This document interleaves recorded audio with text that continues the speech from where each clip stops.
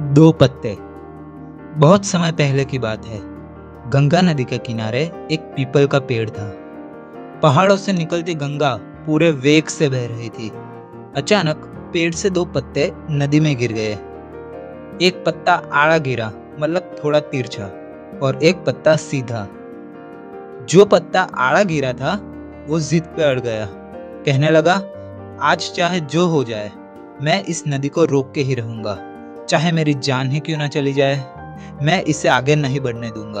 और वो जोर जोर से चिल्लाने लगा, रुक जा गंगा, अब तू और आगे नहीं बढ़ सकती, मैं तुझे यही रोक दूंगा। और नदी तो बढ़ती ही जा रही थी। उसे तो पता भी नहीं था कि कोई पत्ता उसे रोकने की कोशिश कर रहा है। इधर पत्ता लगातार संघर्ष कर रहा था।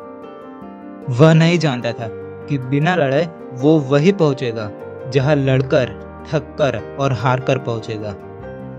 पर अब और तब के बीच का समय उसके दुख का और संताप का समय बन चुका था।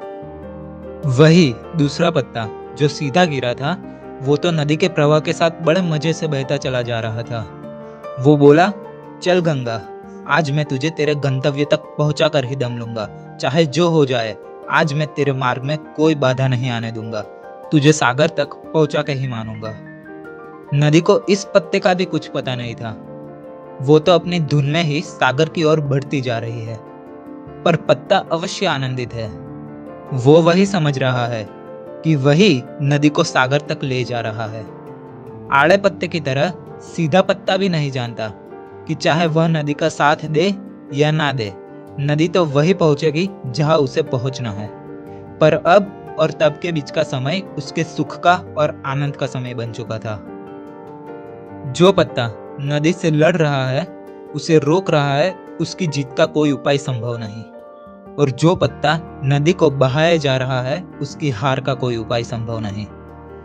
ओशो कहना चाहते हैं कि जिस दिन हम कॉन्फ्लिक्ट यानी संघर्ष लड़ना छोड़ देंगे, खुशियां हमारा पता ढूंढने लगेगी। लड़ना छोड़ने का मतलब ये नहीं कि आप अपने सपनों के लिए संघर्ष करना छोड़ दें। बस उन चीजों पर अपनी ऊर्जा या समय बर्बाद ना करें जिन्हें आप बदल ही नहीं सकते। फॉर एग्जाम्पल, लोगों को बदलने की कोशिश ना करें, खुद को बदल दें।